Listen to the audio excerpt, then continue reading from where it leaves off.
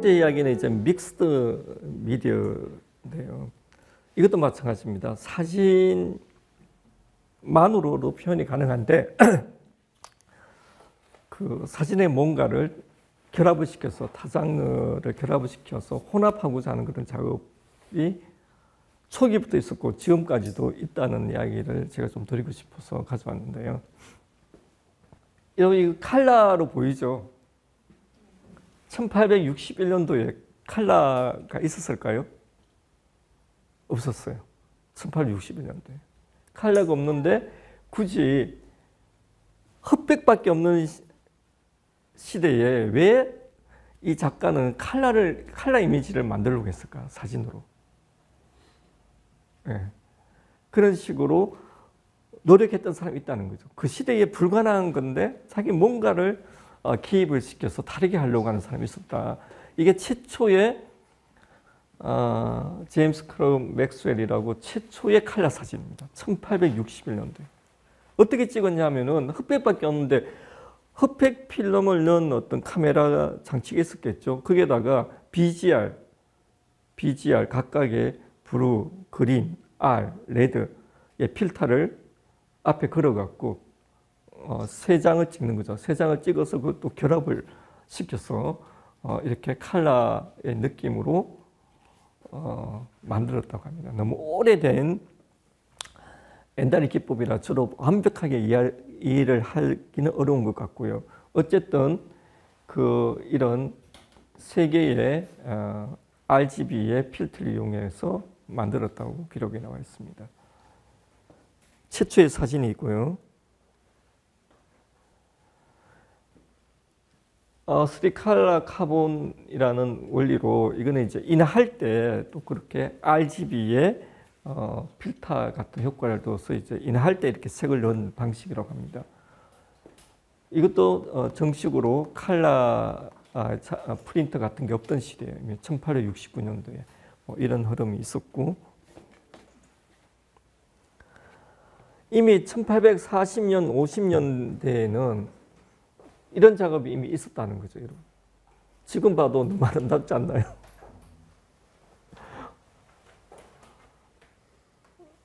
그 사진 초기에는 노출 시간이 길었기 때문에 움직이는 물체를 찍기는 굉장히 어려웠겠죠. 사람을 찍기도 굉장히 어려웠어요. 초기에는 다게르타입 같은 경우는 이미 30분씩 노출을 해야 되고 그랬었잖아요.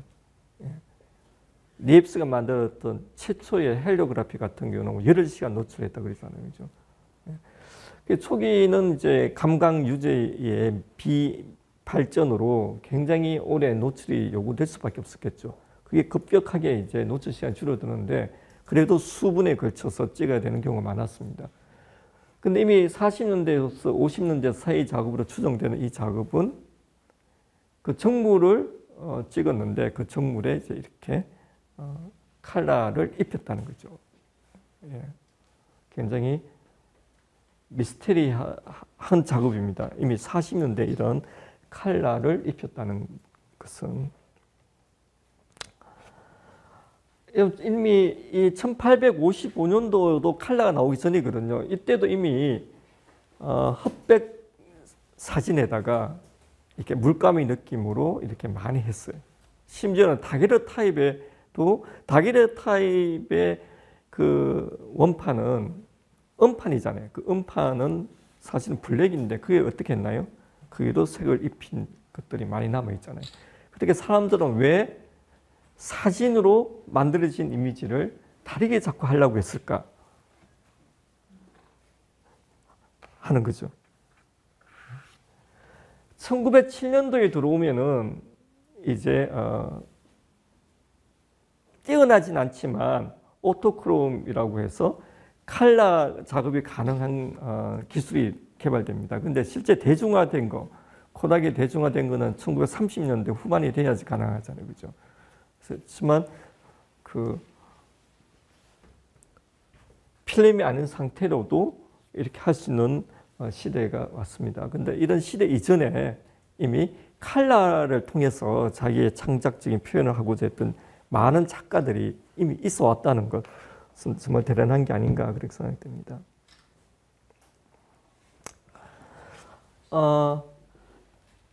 그래서 좀 시대를 뛰어넘어서 이렇게 믹스드해서 하는 작가들도 여전히 많다는 겁니다.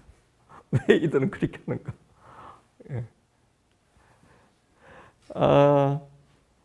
얼마 부산에서 국제에서 선보였던 작가입니다. 로즈 발레인. 전시만 다들 보셨을 걸로 생각했는데 부산에 계시니까 봤을 텐데 이 작가는 이게 이제 실제에 있는 사람이잖아요. 실제에 있는 사람에다가 이 탈을 갖다가 막 이렇게 쓰게 한다든지 이런 그림을 이 사람 보고 그리게 하기도 하고 자기가 그리는 경우도 있고 그래요. 이 그림을 그리는 거예요. 이 그림은 이 사람 생각하는 혹은 이 작가가 생각하는 상상의 세계, 초현실, 비현실의 세계죠. 그죠? 그리고 실제 이 사람이 존재하고 있는 거.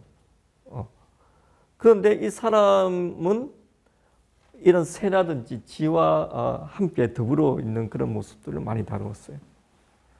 특히 이 작업은 노숙자들의 삶 속에 들어가서 찍은 작업이에요. 노숙자들. 그 삶의 그 환경이 뭐 지저분하게 이럴 데 없죠. 예. 그게 막 이렇게 새도 있고 막 이런 새가 그 노숙자들의 그 삶 터에 같이 막 살아요. 막. 예. 이렇게 그걸 동영상으로 찍어 놓은 것들이 로즈 발렌 치면 영어로 치면 유튜브가 있는데요. 그거 보면 구역질이 나는 정도로 저게 사람이 어떻게 저런 데 살지. 근데 그런 사람들을 이렇게 찍었는데 그런 환경을 그대로 리얼리티하게 찍은 건 아니고 그 속에 사는 사람들과 새와 그리고 이 사람은 현실의 삶을 일하지만 이 아무런 현실의 삶 속에 사는 이 사람들에도 꿈꾸는 것도 있었고 희망하는 것도 있었고 또 혹은 작가가 그들의 삶 속에 부여해주고 싶은 것도 있을 거고요. 그런 것들을 막 집어넣어 갖고 굉장히 혼돈의 상황을 많이 그려서 작업을 했어요. 작가도 그런 이야기 많이 합니다. 자기 작업에서 컨플릭트, 혼돈이 중요한 키워드라고 말을 하는데 너무 끔찍한 장면들이 많이 나오는데 이것도 보면 이제 이게 마스크를 꼈는데 입에 새를 물고 있잖아요. 그죠? 너무 끔찍한 그런 장면들이 보이고 있습니다. 이거는 지에 대한 이야기인데요. 이런 것도 막 뒤집어 쓰고 뭐 이런 지를 연상시키는 뭐 이미지 같은 것도 그리고 여기도 그려져 있고 이것도 실제 지가 있고요. 예. 이 로즈 발렌하고 인터뷰한 내용을 제 사진에 실었는 걸 조금 제가 읽어드리면은 내 작업의 주요 목표는 인간 정신의 깊은 내면에 접근하고 탐구하는 것이다 말했어요.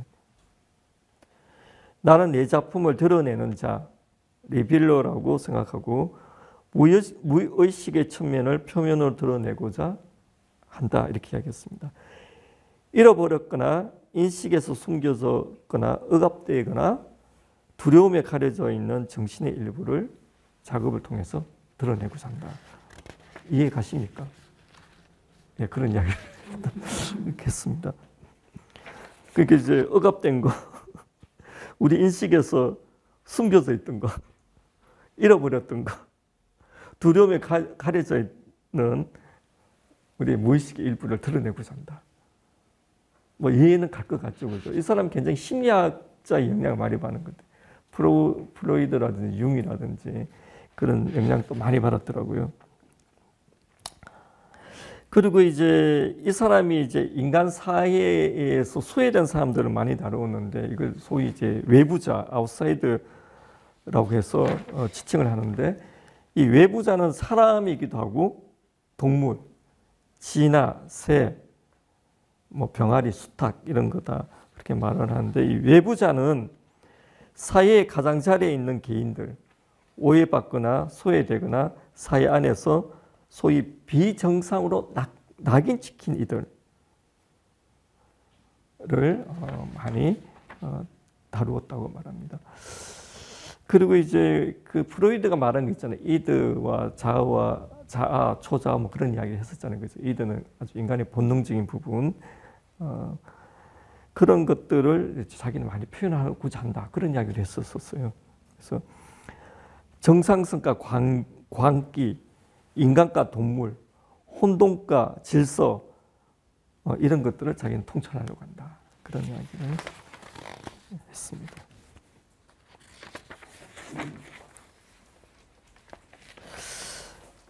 그리고 이제 이 촬영한 내부 공간에 종종 이제 그림들이 그려져 있는데, 이 작가가 한 말입니다. 이것을 본 많은 사람들이 본능적으로 이를 부적절하다, 잔인하다, 미개하다고 느낀다고 작가가 말했어요.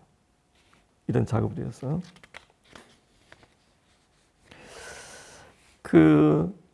작가가 한 말인데, 우리는 삶의 질서와 의미, 구조를 부여하고자 하지만 궁극적으로 우리는 통제하거나 이해할 수 없는 힘에 의해 영향을 받는다. 이런 걸 했어요. 삶의 질서, 이런 걸 우리는 스스로 끊임없이 부여하려고 하지만 궁극적으로는 우리는 이해할 수 없는 힘에 의해서 영향을 받는다. 그런 이야기를, 좀 어려운 이야기를 했는데, 여기 이제 융이라든지 사르트르의 실존 철학이라든지 집단 무의식 이런 데 영향을 많이 받았고, 당시 유행한 부조리극 이런 거에도 영향을 많이 받았다. 그런 이야기를 합니다. 이 사람이 이제 로저 발렌인데, 발렌적인 이제 공간, 발렌적인 스페이스, 그런 이야기를 많이 이야기하는데, 이 사람은 이제 이 공간 자체가 굉장히 이제 자기의 이드 단계라든지 심리적인 무의식 세계들을 많이 다루고, 혼돈, 무질서 이런 것들 다루었다고 이야기를 하는데, 여러분 이렇게 이미지를 이렇게 보면요, 이 사람의 그 프레임은 다른 사람 프레임, 보통 직사각형을 많이 쓰는데, 프레임을, 이 사람은 어떤 프레임입니까? 정사각형, 딱 균형 잡힌 거죠. 딱 균형 잡힌 정사각형 많이 썼어요. 아닌 것도 있지만. 그리고 이 사람의 사진을 보면요, 이 프레임 구성에서 빈틈이 없어요. 굉장히 균형 잡혀져 있어요. 정적이에요. 전방향에다가 이게 빈 구석에는 이렇게 그림을 그린 걸 집어넣어서 굉장히 균형 잡힌 구성을 했어요. 자기가 말하는 것은 굉장히 무의식의 혼돈이라든지 통제되지 못하는 뭔가, 이런 것들을 이야기하고자 한다고 하지만, 실제 찍혀져 있는 사진은 굉장히 균형 잡힌 완벽한 프레임을 하고 있다는 거죠. 그렇죠. 굉장히 빈틈이 없어요. 빈틈이 없이. 여기를 보면은 여기에 지 있는 거 보이세요? 저거 어떻게 찍었을까? 어떻게 찍었을까요, 지를?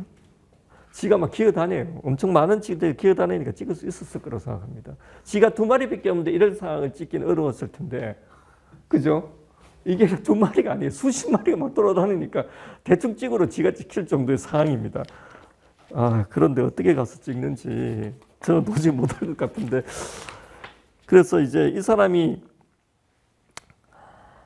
발렌적인 공간이라고 해서 어떤 말을 했냐면요, 인간 심리 내에서 더 본능적이고 원시적인 상태, 그 심리적인 무의식을 자기는 이 프레임 공간을 통해서 보여주고자 했다. 프로이드는 무의식이 일정 부분 논리, 시간, 사회적 규범의 제약 없이 작동하는 원초적인 사고 과정으로 특정 지었는데, 이러한 심리 상태를 종종 꿈에서 결합되는, 또 상반되는 개념들이 충돌 없이 공존할 수 있으며 복잡한 의미망을 형성한다. 전혀 일치하지 않는 사항들이 충돌 없이 한 프레임 속에 만들어지는데, 이런 것들이 완벽한 프레임의 균형 속에 있기 때문에 충돌하는 요소들이 그 완벽한 분용소에서 조화를 이룬다는 거예요. 그게 놀랍다는 겁니다. 그래서 새들의 수용소, 이게 새들의 수용소라는 제목의 작업인데요. 이런 말도 있어요. 새들은 종종 자유, 하늘, 비행과 연관된 상징물이다. 작업 안에서 새들은 협소한 실내의 수용소와 같은 공간에 갇혀 있다. 새들이 초월적인 개념과 연결되어 있는데 오히려 이 새들은 혼란스럽고 억압된 듯 보인다. 이렇게 표현했어요. 하여튼 알듯 말듯 합니다. 근데 이게 이제 한 작가의 작품을 우리가 100% 이해할 수는 없어요. 100% 이해할 수 없는데 이 사람이 어떤 생각을 갖고 했는데 그게 깊은 자기의 내면에 있는 깊은 뭔가가 있는 것 같고, 그죠? 그리고 이 작가는 보통 사람들이 별로 가고 싶지 않은 굉장히 지저분한 곳에 가서 그들 찾아서 그들과 함께 생활하면서 찍었고, 또 그가 찍어낸 사진은 굉장히 혼란스러움에도 불구하고 완벽한 균형 잡힌 프레임으로 우리에게 이야기하는 것들이 있다. 그 시각적인 혼돈을 일관성 있는 하나의 구조 짜임새도 완벽하게 보여주고 있다. 뭐 그런 이야기들이 많이 나옵니다. 저도 뭐 100% 이해는 못하고요. 대충은 그런 느낌이 든다는. 근데 여러분 이 노숙인 작업할 때 어느 정도 함께 했을 것 같아요? 대략. 같이 있어야 될 것 같은데. 어느 정도 있었을 것 같아요? 같이 있어야 되겠습니다. 그래야 충분히 한 달? 글쎄, 그거보다 더 있어야 될 것 같아요. 5달? 3년? 오! 제일 가까이 건져졌어. 5년. 약간 미치지 않고는 자기 5년 동안 관찰했다. 근데 매일 있질 않았겠죠. 5년 동안 달랑달랑 끓였겠지만 좀 독특한. 그래서 제가 이것도 참 재밌어요. 이거 보셨죠? 이거 유령이라는 제목인데요. 이 전시를 어떻게 했냐면은 이렇게 행잉했잖아요. 바람에 막 흔들리도록. 그것도 좋은 아이디어였던 것 같습니다. 근데 이제 이건 앞에 두 작업하고 조금 다른 건데 이 작업은 좀 어떻게 이루어졌냐면요. 여자 교도소인데 이제 폐쇄된 여자 교도소에 가게 됐는데 그 교도소에 이제 그 창문이 있었을 거 아니에요. 오래되고 폐쇄되고 이제 뭐 그런 교도소니까 그 창문도 굉장히 시커멓게 막 때로 끼고 뭐 그랬을 텐데 그 창문에다가 그 여자 그 범죄인들이 그 안에서 그 창문에 이렇게 그림을 그렸는가 봐요. 손으로 그림 그렸는데 이게 이제 그 유리다 보니까 막 빛이 비치고 이렇게 하다 보니까 이상한 이 작가에게 영감이 왔다고 합니다. 이 작가한테. 그래서 이 사람이 어떻게 했냐면 그게 영향을 받아갖고 이제 그 유리에다가 다양한 스프레이 페인트를 뿌린 후에 그 자연광이 들어온 상태에서 날카로운 물체로 그 위에 이제 그림을 그리거나 막 끌고 갖고 실험을 해서 이제 했다는 거예요. 그걸 다시 찍었겠죠. 그래서 이제 유령이라는 그런 작업으로 이제 그 아이디어의 시작은 이제 그 폐쇄된 여자 교도소의 창문에 그려져 있는 그림에서 이미지를 바른 거고, 그게 그 갇혀져 있던 여성 그 지인들의 뭐 아픔이라고 해야 되나, 그 좁은 공간에서 그 창문을 통해서 이제 자기가 뭔가를 표현하려고 한 거겠죠. 자기의 생각이나 뭐 자기의 답답함이나 뭐 그런 것들을. 근데 그 창문에서 봤던 그 이미지를 자기가 이제 새로운 방법으로 이제 이미지를 만들었는데, 그런 것들이 왜 유령이라고 붙였는지, 유령의 극장이라고 제목 붙였어요. 그것까지 제가 완벽하게 이해가 안 가는데, 어쨌든 그게 왜 유리인지 모르겠는데 그런데 작품 유령처럼 만들어 놨어. 그리고 천에 막 이렇게 흔들리고 이러니까 이런 느낌의 작업이었습니다. 근데 이 작업은 이제 믹스드 느낌은 좀 약한데 앞에 봤던 그 작업들은 굉장히 믹스드 미디어적인 느낌이 강하다. 작업할 때부터 그리고 뭐 이렇게 했다 이런 느낌 듭니다.